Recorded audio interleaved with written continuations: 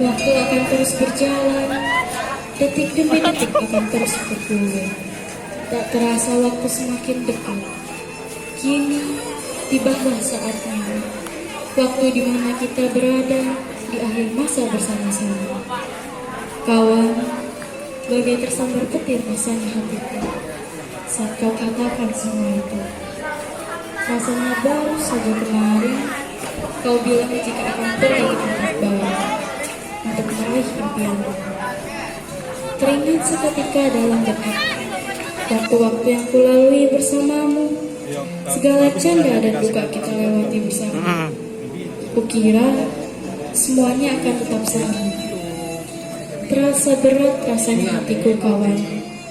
Kau adalah sahabatku tersayang. Melepaskan kepergianmu, namun semua ini demi masa depan. Kawan, terima kasih untuk segalanya, atas waktu yang kau luangkan, atas semua tawa yang kau hadirkan.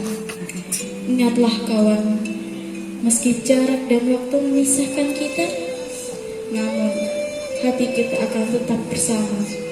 Itulah yang namanya sahabat sejati.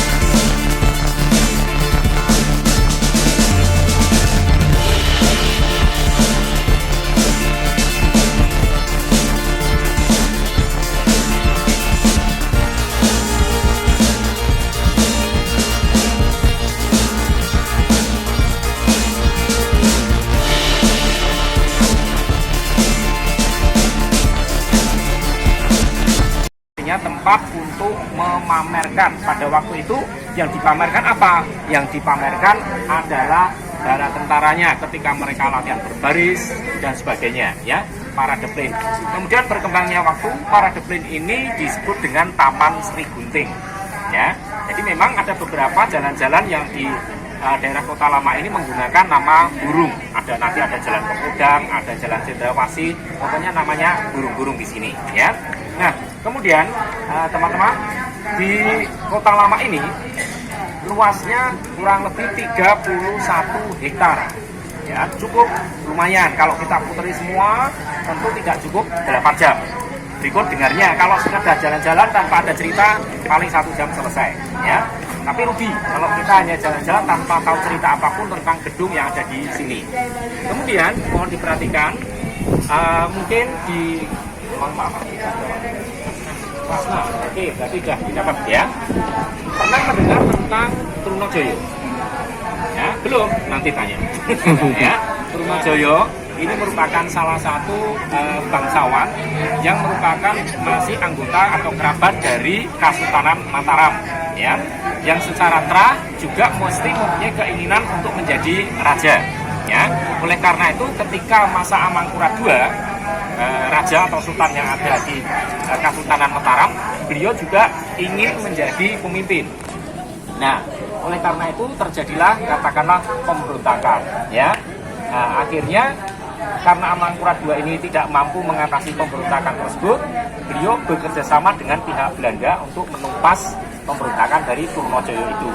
Nah, karena dikeroyok oleh dua pihak, baik dari Kesultanan maupun dari VOC, di mana VOC pada tahun 1604 didirikan, kemudian bangkrut pada tahun 1799, 31 Desember, ya. Nah, akhirnya Pangeran Trunojoyo dan balanya ini dapat dikalahkan. Tetapi ada imbasnya. Segala sesuatu tidak ada yang gratis, tidak ada yang cuma-cuma, ya. Belanda minta ganti rugi, kompensasi. Kompensasinya apa? Kompensasinya wilayah Kota Lama ini, ya, karena sudah membantu, begitu, ya. Akhirnya tidak punya pilihan, Amangkurat II akhirnya menyerahkan tanah yang ada di sekitar Kota Lama ini, ya. Maka pada tanggal 15 Januari, ya, 1687 secara sah berdasarkan prasasti tertulis, wilayah Kota Lama ini resmi menjadi milik pihak VOC, ya. Maka kemudian dibangunlah beberapa tempat yang identik kemudian diharapkan menjadi bagian dari rumah orang-orang Belanda pada masa itu. Ya, oleh karena itu perkembangan waktu, kemudian wilayah Kota Lama ini disebut dengan Little Netherlands. Bahasa Inggris, ya, Little itu kecil, Netherlands ya Netherlands, Belanda. Harapannya apa maksudnya?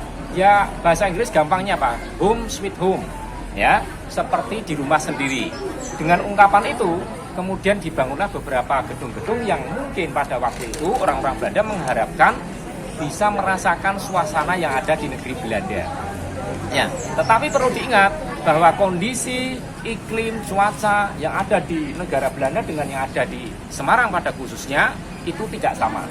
Di sana iklimnya dingin, sedangkan di sini adalah iklim tropis, yaitu negara-negara salah satunya yang dilewati oleh garis khatulistiwa, ya, ekuator. Maka cuacanya, iklimnya tropis. Nah, salah satu ciri dari negara tropis dalam membangun rumah-rumah atau gedung untuk mengurangi efek panasnya tadi adalah dengan membuat pintu dan juga jendela itu lebih lebar ukurannya daripada sekarang ini. Kalau kita perhatikan, ya, di belakang kita itu ada namanya gedung Marba yang merah gitu, ya. Itu jendelanya cukup besar kalau kita bandingkan dengan rumah kita. Kemudian yang ada di sebelah timur itu yang hijau muda itu juga ukurannya, nanti kita masuk ke sana, ya, ukurannya juga lebih besar. Kemudian di sebelah kanan ini gereja Beluk, ya, gereja Beluk, ya. Nah, kita stay aja di sini, agak dingin, ya, nggak apa-apa. Nah, gereja Beluk ini didirikan pada tahun 1753. Mohon perhatiannya, adik-adik yang samping, mohon perhatiannya. Nanti saya, mana ini Pak? Domisili pulangnya? Kalasan. Bulan depan, Pak Topan mau ke Kalasan, sekalian nengok Candi Kalasan, ya. Mau minta reportnya, ya. minta reportnya ini hasil mendengarnya seperti apa. Ya, Lihat di tak YouTube. nilai. Ya, itu ya. Sekali lagi, Gereja Bleduk ini didirikan tahun 1753. Ya, pada waktu itu bukan bangsa Belanda yang mendirikan, tetapi sebagian bangsa Portugis yang sudah masuk ke wilayah Semarang. Tetapi gedungnya tidak seperti ini. Waktu itu seperti rumah-rumah Melayu, karena kondisinya tidak sepadat geografinya seperti ini, mereka masih dalam bentuk rumah joglo panggung. Ya, nah kemudian karena kondisinya itu dimakan oleh usia, perlu direnovasi. Ya, perlu direnovasi. Maka dibangunlah kemudian renovasi berikutnya tahun 1794. 1794 masih belum seperti ini. Ya, kondisinya masih belum seperti ini. Nah, yang menarik, walaupun sudah ada bentuk gedung, kemudian atapnya macam bleduk, kalau orang Jawa bilang ini kubah ya, dum ya, macam setengah lingkaran ya, tabung yang dipotong di tengahnya, tetapi belum ada puncak mahkota yang di atasnya. Dan yang di depan itu ada menara dua, menara kembar di situ. Tahun 1794 itu belum ada. Jadi masih sebagian dipotong tengahnya. Kalau kita lihat dari sini ada jendela di situ, masih kira-kira atas sedikit. Nah, ada bendera merah putih di situ. Batas itu sampai ke atas itu dulu belum ada. Ya. Kemudian pada tahun 1894, kurang lebih 100 tahun kemudian, 1 abad, baru diperbaiki, ada yang kurang, tambal ya. Kemudian dibangunlah 2 menara itu. Kemudian di atasnya nanti sambil jalan kita bisa lihat di situ ada mahkotanya ya, ada mahkotanya. Demikian juga yang ada di induknya, yang ada di kubah itu sekarang ada mahkotanya. Nah, ini tambahan saja. Kemudian pada tahun 2003 karena ada beberapa bangunan tembok yang mengelupas di